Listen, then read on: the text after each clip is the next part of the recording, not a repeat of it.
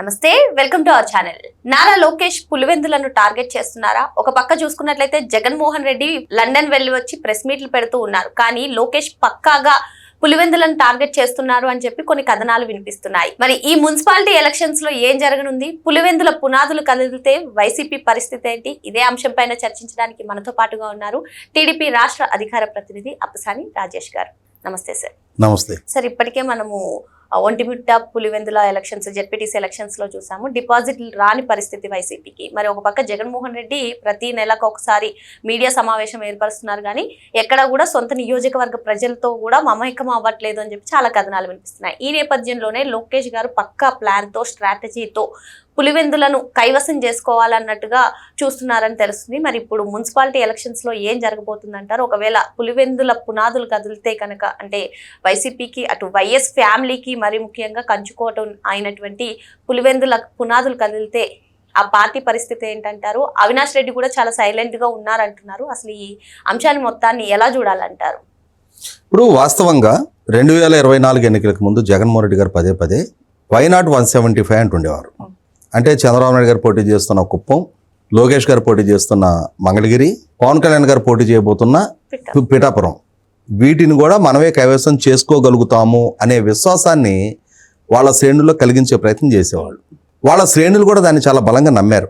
ఎందుకంటే జగన్మోహన్ రెడ్డి గారి పాలనా హయాంలో చంద్రబాబు నాయుడు గారు ప్రాతినిధ్యం వహిస్తున్న, అప్పటికి 7 సార్లుగా చంద్రబాబు నాయుడు గారు నెగ్గుతూ వస్తున్న కుప్పం నియోజకవర్గ పరిధిలో స్థానిక సంస్థల ఎన్నికల్లో, మున్సిపల్ ఎలక్షన్స్లో వైసీపీ విజయం సాధించిన నేపథ్యంలో ఈ ఎన్నికల్లో కుప్పంలో చంద్రబాబు నాయుడు గారిని ఓడించబోతున్నాము అనే ఒక బలమైన నమ్మకంతో వైసీపీ శ్రేణులు ఉన్నారు. ఒక రకంగా చంద్రబాబు నాయుడు, నువ్వు నీ నియోజకవర్గంలోనే నెగ్గవు, నీవు రాష్ట్ర ముఖ్యమంత్రిగా ఏమవుతావు అని చెప్పని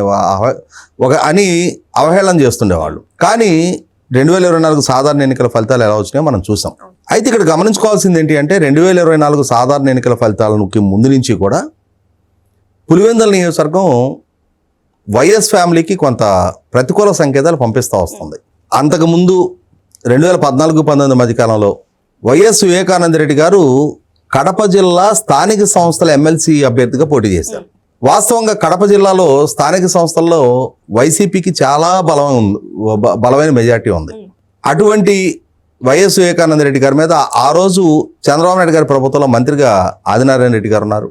బీటెక్ రవి గారు వివేకానంద రెడ్డి గారి మీద ఎమ్మెల్సీ అభ్యర్థిగా పోటీ చేశారు. విచిత్రం ఏంటి అంటే వైఎస్ కుటుంబ సభ్యుడు వివేకానంద రెడ్డి గారు, పులివెందుల ఎమ్మెల్యే జగన్మోహన్ రెడ్డి గారు, పులివెందుల నియోజకవర్గ పరిధిలో బీటెక్ రవి గారికి మెజార్టీ వచ్చింది.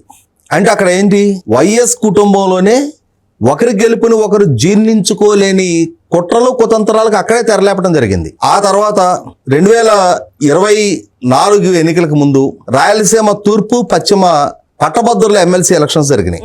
ఆ ఎన్నికల్లో పులివెందులకే సంబంధించిన రాంగోపాల్ రెడ్డి గారు టీడీపీ అభ్యర్థిగా పోటీ చేశారు. ఆ ఎన్నికలో పులివెందుల నియోజకవర్గ పరిధిలో పట్టభద్రులు టీడీపీ అభ్యర్థికి మెజార్టీ ఇచ్చారు.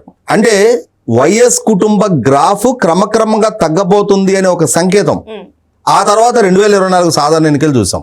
2019లో కడప జిల్లా మొత్తాన్ని గుత్తాధిపత్యంగా, ఇన్ఫాక్ట్ ఇంకా రాయలసీమ మొత్తాన్ని 52 సీట్లున్న రాయలసీమలో 49 వైసీపీ కైవసం చేసుకోగలిగింది. కానీ అదే వైసీపీ 2024 సాధారణ ఎన్నికల్లో అనంతపూర్ జిల్లాలో అసలు బోనీ లేదు. కర్నూలు, చిత్తూరు జిల్లాలో 2 స్థానాలు నెగ్గారు. కడప జిల్లాలో మాత్రం 3 స్థానాలు నెగ్గారు. అదే క్రమంలో పులివెందుల అసెంబ్లీ నియోజకవర్గ పరిధిలో జగన్మోహన్ రెడ్డి గారి మెజార్టీ కూడా చాలా గణనీయంగా తగ్గిపోయింది. ఇదే సందర్భంలో కడప పార్లమెంటు పరిధిలో మిగిలిన అన్ని అసెంబ్లీ నియోజకవర్గాల్లో తెలుగుదేశం పార్టీకి మెజార్టీ దక్కినా కేవలం పులివెందుల అసెంబ్లీ నియోజకవర్గ పరిధిలో వచ్చిన మెజార్టీ కారణంగా కడప పార్లమెంటు స్థానం కూడా దక్కించుకోగలిగారు. అంటే జగన్మోహన్ రెడ్డి అండ్ బృందానికి వెన్నులో వణుకు మొదలైంది 2024 ఎన్నికల నుంచి మరింత విస్తృతమైంది ఆ వణుకు అనేది.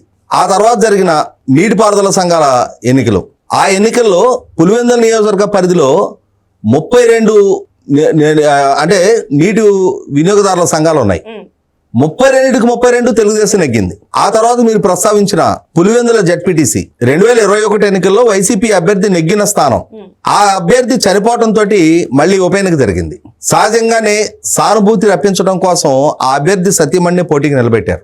మరి తెలుగుదేశం పార్టీ అభ్యర్థి చేతిలో డిపాజిట్ కూడా దక్కల వైసీపీ అభ్యర్థికి.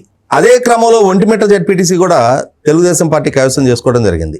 జగన్మోహన్ రెడ్డి, అంతకుముందు ఆయన తల్లి, వాళ్ళ చిన్నాయన, వాళ్ళ నాయన, వీళ్ళు 1978 నుంచి వాళ్ళ కుటుంబం మాత్రమే ప్రాతినిధ్యం వహిస్తూ వస్తున్న పులివెందుల అసెంబ్లీ నియోజకవర్గ పరిధిలో జగన్మోహన్ రెడ్డికి ప్రతికూల సంకేతాలు ప్రజలు పంపించడం మొదలుపెట్టారు. అయితే ఇక్కడ గమనించుకోవాల్సింది ఒకటి ఉంది. ఇది జగన్మోహన్ రెడ్డికి ఈరోజు పంపించడమే కాదు, 1995 స్థానిక సంస్థల ఎన్నికల నాడు కూడా, 1996 పార్లమెంట్ ఎన్నికల సందర్భంలో కూడా ఆ రోజుల్లో పులివెందుల నియోజకవర్గ పరిధిలో కొన్ని మండలాలు తెలుగుదేశం ఎంపీపీ జెడ్పీటీసీలు కూడా నెగ్గగలిగింది. అలా నెగ్గిన సందర్భాల్లో పునాదుల కదలికని గమనించిన నాడు జగన్మోహన్ రెడ్డి తాత రాజారెడ్డి, జగన్మోహన్ రెడ్డి నాయన రాజశేఖర రెడ్డి, వాళ్ళిరువురు తమ ప్రత్యర్థులని వేధించి వేటాడి హత్యలకు పాల్పడ్డారు.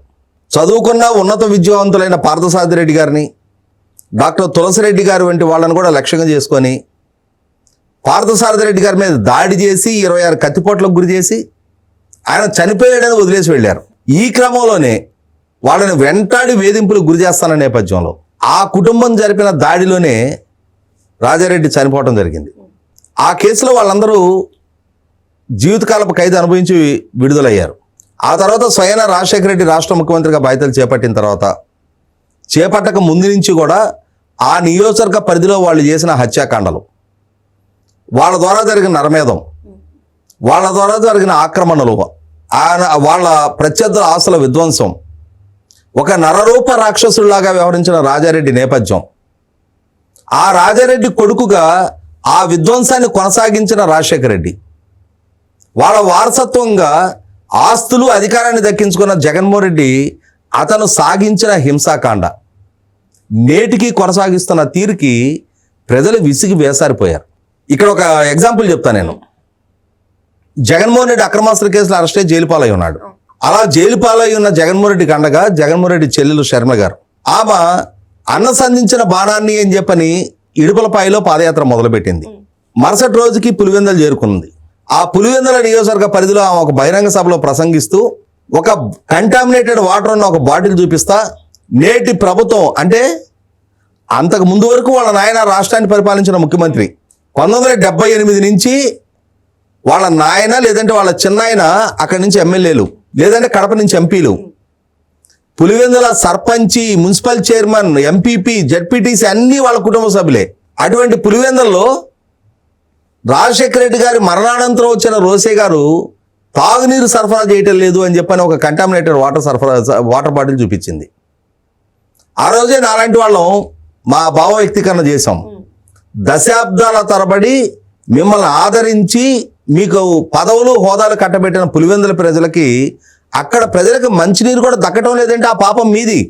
నిన్నటి వరకు మీ నాన్న అక్కడ నెగ్గి రాష్ట్రాన్ని పాలించిన ముఖ్యమంత్రి, ఇవాళ మీరు ఎవరో రోసే గారినో ఇంకొకరినో బ్లేమ్ చేసే ముందు అసలు సిసల బాధ్యులు ఎవరో మీరు గుర్తు చేసుకోండి అని చెప్పడం జరిగింది.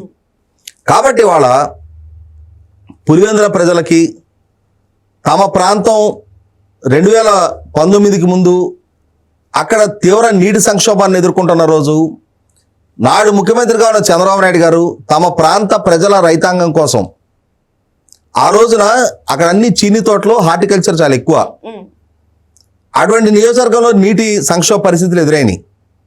అలా ఎదురైనప్పుడు చంద్రబాబు నాయుడు గారిని రైతులు కలిశారు.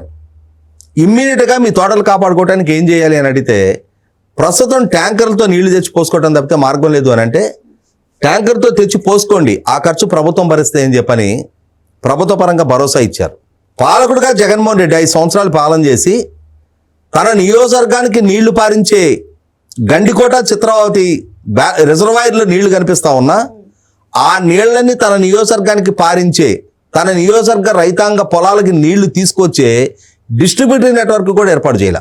అన్నిటికన్నా ముఖ్యంగా చంద్రబాబు నాయుడు గారు రాయలసీమ ప్రాంత రైతాంగం కోసం 14-19 మధ్యకాలంలో 17 లక్షల ఎకరాలకి 90% సబ్సిడీతో డ్రిప్ ఇస్తే ఈయన పాలనా హయాంలో 1 ఎకరానికి డ్రిప్ ఇవ్వాల. ఇవన్నీ అక్కడ ప్రజలు పరిగణలోకి తీసుకోవట్లేదా? పాలకుడుగా దశాబ్దాల తరబడి వీళ్ళ కుటుంబాన్ని ఆదరిస్తూ వస్తున్నాం.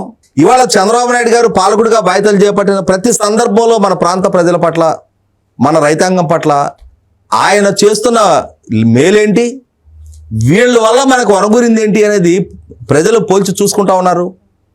ఇటువంటి పరిస్థితిలో ఖచ్చితంగా ఇంకెన్నాళ్ళు వీళ్ళని మొయ్యాలి మనం. వీళ్ళ పదవులు, వీళ్ళ ఆస్తులు, వీళ్ళ ప్యాలెస్లు, వీళ్ళ ఎస్టేట్లు, వీళ్ళ పరిశ్రమలు, వీళ్ళ మీడియా సంస్థలు, వీళ్ళ అధికారం, వీళ్ళ కేసుల నుంచి వీళ్ళు కాపాడుకోవటం, కనీసం ఆ కుటుంబంలో కూడా సరైన సంబంధాలు మెయింటైన్ చేయనప్పుడు ఏ పులివెందుల గడ్డ మీద అయితే నిలబడి షర్మిల గారు, డాక్టర్ సునీత గారు మీ ఇంటి ఆడబిడ్డలో కొంగు చాచి అర్థిస్తున్నాం, మాకు న్యాయం చేయండి అని చెప్పని అర్థించారు. ఇవన్నీ అక్కడ ప్రజల పరిసరంలో తీసుకుంటా ఉన్నారు. కాబట్టి నేను అనుకోవటం అక్కడ ప్రజలు ఇప్పటికే విసిగి వేశారున్న నేపథ్యంలో రాబోయే స్థానిక సంస్థల ఎన్నికలు జగన్మోహన్ రెడ్డికి ఒక శరాఘాతం లాంటి ఫలితాలు ఇవ్వటం ఖాయం. ఖచ్చితంగా ఇదొక వార్నింగ్ బెల్. టేక్ ఇట్ గ్రాంటెడ్గా మాకే శాశ్వతంగా ఇక్కడ హక్కుభుక్తంగా ప్రజలు మా కాళ్ళకి కట్టేసుకున్న బానిసల్లాగా పడుంటారు అని చెప్పని ఏ నాయకుడు భావించినా సరే, ప్రజల కోణంలో ఆలోచించినప్పుడు, ప్రజల కోణంలో పాలన చేయనప్పుడు, ప్రజల కోణంలో అభివృద్ధి చేయనప్పుడు ఎల్లకాలం మిమ్మల్ని మోయటానికి, భరించడానికి ప్రజలు సిద్ధంగా ఉండరు అని చెప్పని ఒక సరైన గుణపాఠం నేర్పడానికి పులివెందుల ప్రజలు సంసిద్ధంగా ఉన్నారనేది మనకు అర్థమవుతా ఉంది. సార్, జెడ్పీటీసీ ఎన్నికల్లో కూడా వివేకన్ సార్కి న్యాయం చేయండి అంటూ ఆ పేపర్ల పైన రాసినటువంటి పరిస్థితి. మరి జగన్మోహన్ రెడ్డి ప్రెస్ మీట్ లో మీరు అధికారంలో ఉన్నప్పుడే మా చిన్నాన్న హత్య జరిగింది అన్నారు.